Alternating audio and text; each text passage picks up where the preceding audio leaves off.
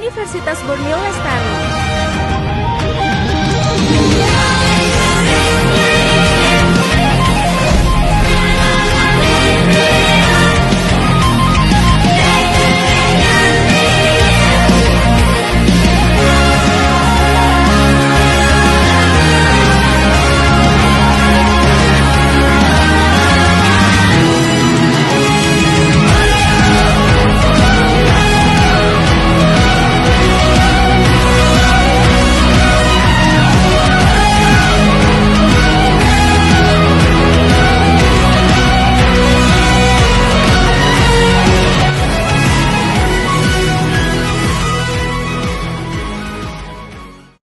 Halo teman-teman semua, kembali lagi di Offside, obrolan santai. Offside merupakan program kerja dari Kementerian Pengembangan Sumber Daya Mahasiswa yang berkolaborasi dengan Kementerian Komunikasi, Media dan Informasi, BEM Universitas Borneo Lestari Kabinet Cakra Bimata. Offside ini bertujuan untuk memperkenalkan pengurus kementerian dan badan pengurus harian BEM Kabinet Cakra Bimata serta program-program kerja apa yang akan diselenggarakan selama 1 periode ke depan dan juga pesan-kesan selama menjabat. Seperti itu teman-teman. Oke, episode kali ini bersama dengan Badan Pengurus Harian BEM Kabinet Cakra Bimata. Hai. Gimana nih Kak? Rasanya bergabung dalam ruang offstage? Siapa yang nanya siapa? Semuanya. Senang? Oh, kalau dari aku sendiri ya senang gitu bisa diundang oleh KPSDM dengan Kominfo, bisa bergabung di offstage ini sendiri. Wah, gugup.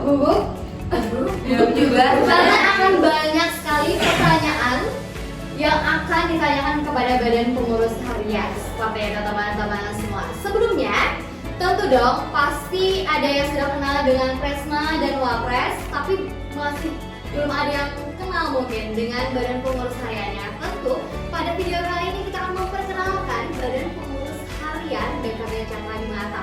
Oke, kita mulai dari Presma dulu nih. Apa yang perkenal? Iya, betul sekali. Perkenalkan, nama saya Muhammad Khairul Barabas. Biasa sering dipanggil Edo, jabatan saya sebagai Presiden Mahasiswa. Selanjutnya perkenalkan saya Muhammad Khalid Akbar, biasa dipanggil Akbar, dan di sini saya selaku Wakil Presiden mahasiswa. Halo, perkenalkan saya Tia Nurhaliza sebagai Bintang. Halo, perkenalkan nama aku Alana Hanifa, biasa dipanggil Manja, jabatan mahasiswa. Dari Jakarta, orang yang saya Wah, luar biasa. Tentu ya, teman-teman sudah kenal dengan Badan Pengurus Harian BEM Kabinet Cakra Bimata. Oke, sebelum masuk ke intinya, pertanyaan yang mungkin menguras pikiran para BPH ini, tentu dong, kenapa sih muncul ada Kabinet Cakra Bimata? Apa sih artinya dan filosofinya? Dan gimana sih logo ini jadi muncul di logo ini yang berbagai warnanya? Mungkin dari aku yang jawab dulu. Betul sekali. Kalau Cakra itu berartikan mengayomi, kalau Bimata itu bijaksana. Yang mana redaksinya apabila kita gabungkan yaitu jadi mengayomi dengan bijaksana. Jadi kita sebagai Kabinet Cakra Bimata itu mengayomi anggota-anggota BEM dengan bijaksana. Mungkin filosofi selanjutnya bisa dilanjutkan oleh Bapak. Oke, jadi di sini aku mau menjelaskan filosofi dari logo Kabinet Cakra Bimata. Jadi logo Kabinet Cakra Bimata sendiri itu gambar burung merak yang melambangkan seorang pemimpin yang bijaksana. Kemudian ada pun 3 jambul di atas kepalanya itu melambangkan Tri Dharma Perkumari Tinggi, dan ada pun 10 sayap yang tertera di situ melambangkan jumlah kementerian yang ada pada Kabinet Cakra Bimata.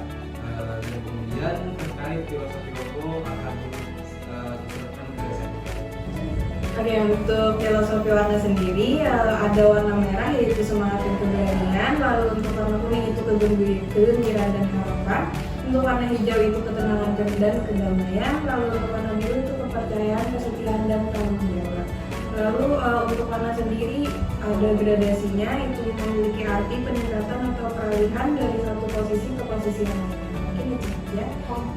Luar biasa sekali filosofi dan arti dari logo dari Kabinet Cakra Bimata. Semoga harapan-harapan yang tertuai pada logo dan nama pun semoga bisa terasikan kepada seluruh anggota dan harapan-harapan lainnya. Oke, jadi di sini aku ingin tahu deh, dan mungkin sobat Opsai pun ingin tahu kenapa sih dari teman-teman ingin melanjutkan BEM seperti itu. Ingin apa sih alasannya jadi masuk BEM?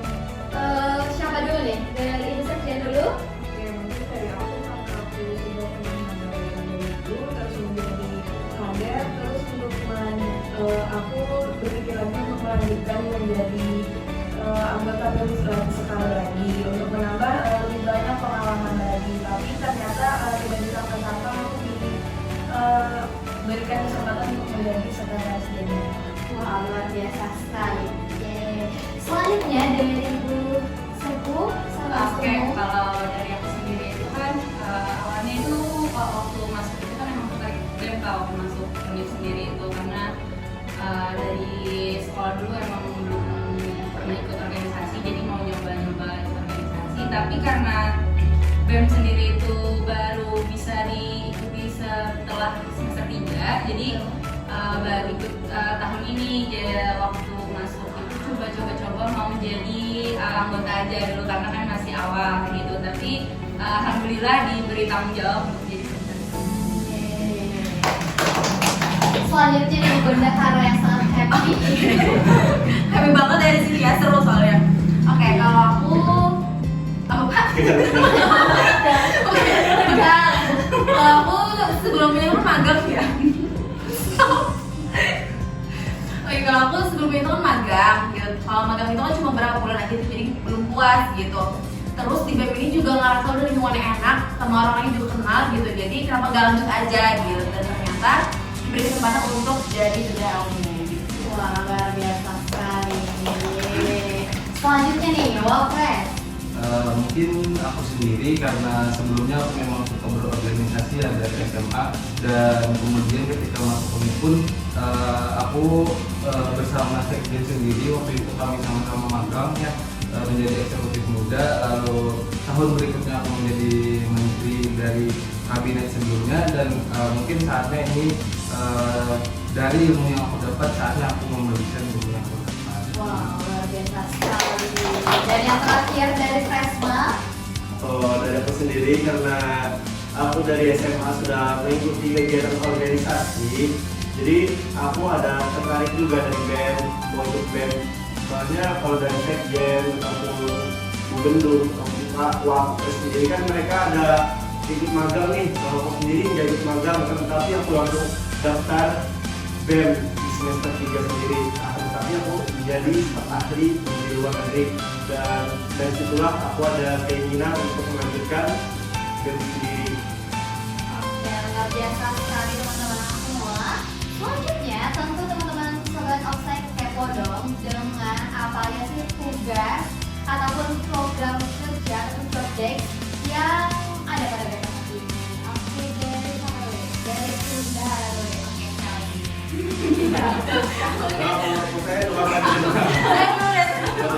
Oke, jadi kalau bendahara itu kan jauh-jauh dari uang, mau dari uang gitu. Terus aku cuma ngatur keuangan BEM, terus juga ngatur kas BEM juga, gitu, dan juga dibantu sama pers juga kayak gitu.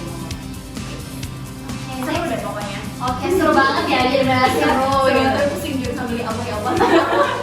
Oke, teman-teman. Selanjutnya dari kendaraan surat umum. Oke, kalau dari kita sendiri ya nggak jauh-jauh dari surat dan surat ya. Surat. Pokoknya surat dan sama juga sama SOP ya. Nggak jauh-jauh dari itu. Itu sih nggak lumayan sih. Seru tapi pusing. Pusing juga ya ternyata. Oke, dari Bu Sekjen. Oke, mungkin dari aku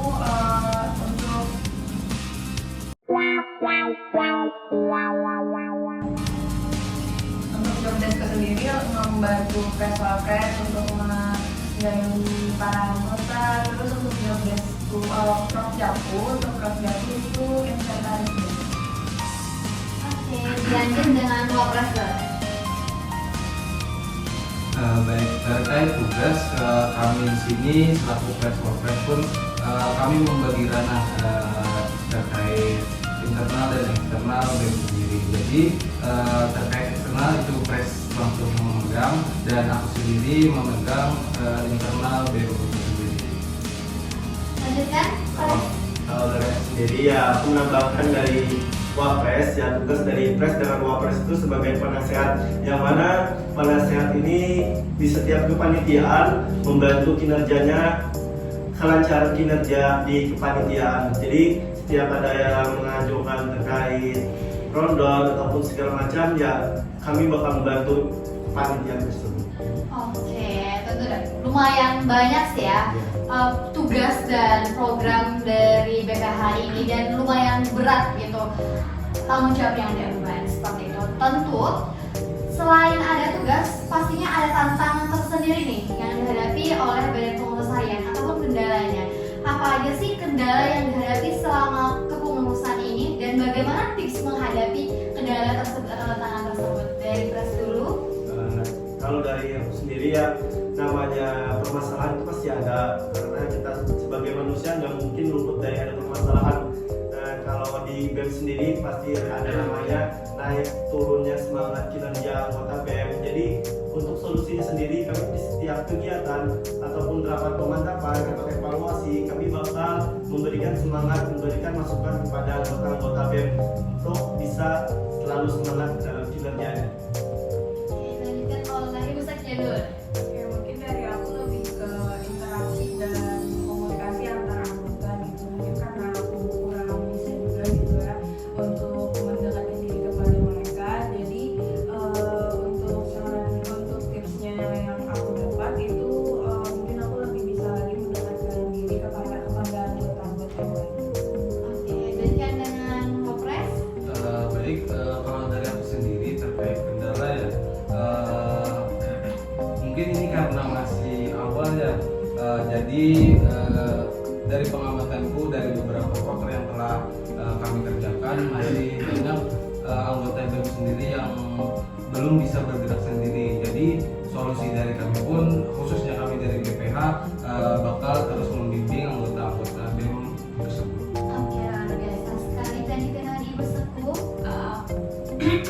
Kalau dari aku sendiri sekretaris ya, mungkin kendalanya dari format surat menyurat itu ya mungkin banyak kesalahan atau beda-beda format segala macam. Tapi untuk solusinya sendiri ya, kalau aku pribadi pasti konsultasi ke Pres dan Wapres sendiri yang pasti nolong kayak gitu.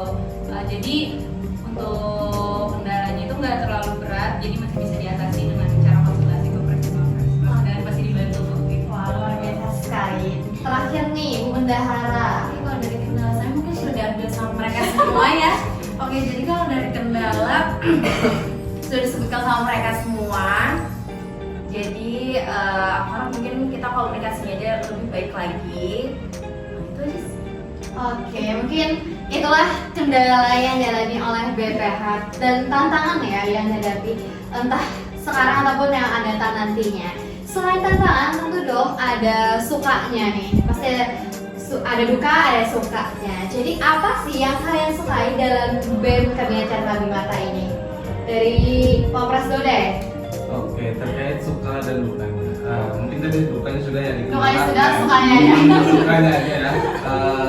Pertama-tama pasti kita bakalan dapat banyak relasi, entah itu dari kampus, internal kampus, entah itu dari kampus luar, dan kemudian ketika kita berorganisasi pasti kita secara tidak langsung melatih bagaimana kita berkomunikasi dengan sesama.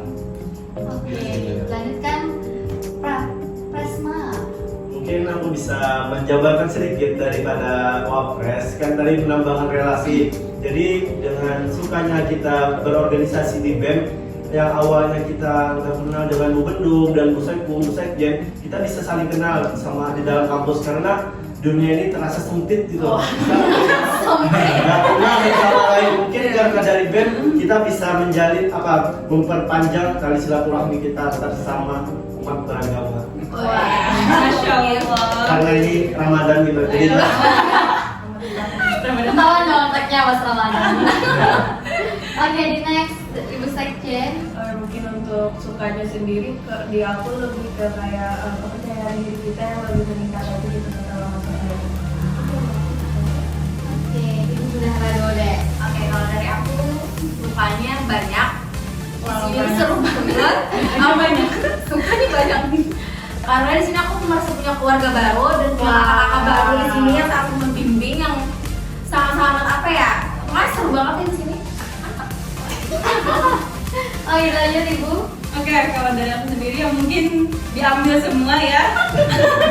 Karena sebagai terakhir mungkin sukanya ya mungkin karena awal-awal nggak kenal dari prodi lain kayak gitu, karena kan BEM sendiri itu mencakup seluruh fakultas di kampus kita sendiri.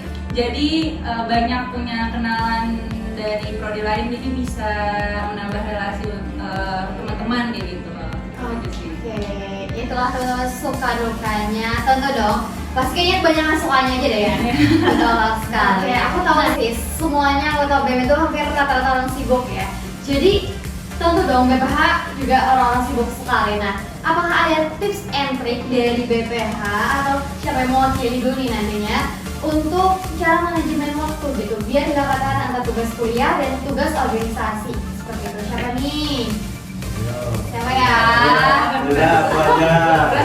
Nah, kalau dari aku sendiri kan terkait organisasi dan tugas kuliah ataupun perkuliahan, kita tuh pasti tahu yang mana keperluan primer, yang mana sekunder. Ya pasti kita utamakan yang primer terlebih dahulu karena perkuliahan lebih penting daripada organisasi. Akan tetapi misalnya kita bisa meninggalkan perkuliahan, bukan tetapi perkuliahan nggak penting sih ya, jadi bisa meninggalkan perkuliahan. Misalnya perkuliahan ini maksudnya tugas. Nah, jadinya apabila tugas itu dideadline-kan seminggu ya kita bisa terlebih dahulu menyelesaikan tugas itu terlebih dahulu. Jadi baru kita bisa ikut ke organisasi lagi gitu.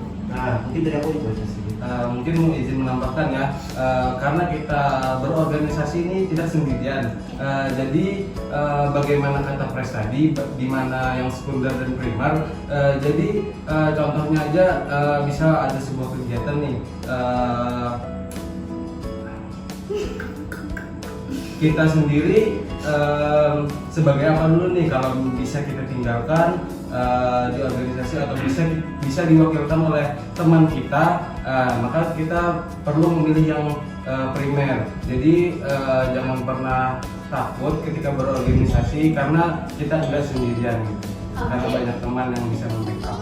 Betul sekali, itulah teman-teman tips and trick dalam manajemen waktu. Nah, ini mungkin ada beberapa pertanyaan yang cukup penting untuk BPH.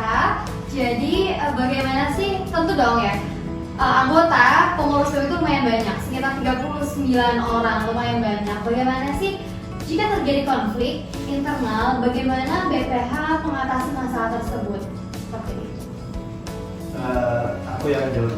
Mungkin kalau dari aku sendiri ya kita cari permasalahan tersebut. Apa permasalahan tersebut? Setelah kita mendapatkan permasalahan, kita cari jalan keluar. Apabila sudah mendapatkan jalan keluar, baru kita selesaikan permasalahan tersebut. Betul sekali. Ada yang tambahkan, Ibu Sekjen, siapa? Mungkin izin menambahkan lagi Oke. terkait konflik. Mungkin ada sedikit gimana ya? Lucunya kepalanya bergerak-gerak. Indan kulindit. Karena kita juga tidak bisa mau saksut menyelesaikan terkait konflik ini, karena bagaimanapun kita tidak bisa menyelesaikan itu ketika kita sedang beremosi. Jadi mungkin dari kami pun kita bakal menenangkan diri terhadap pihak yang memiliki konflik, baru kita jalankan apa yang kita terprestasi. Pertanyaan selanjutnya, bagaimana BEM itu menerima kritik dan masukan dari mahasiswa ataupun di luar dari pengurus BEM lah, kan beberapa hampir seluruh kegiatan BEM itu melibatkan seluruh mahasiswa. Jadi misalkan ada kritik nantinya dari mahasiswa, gimana sih tanggapan BEM itu?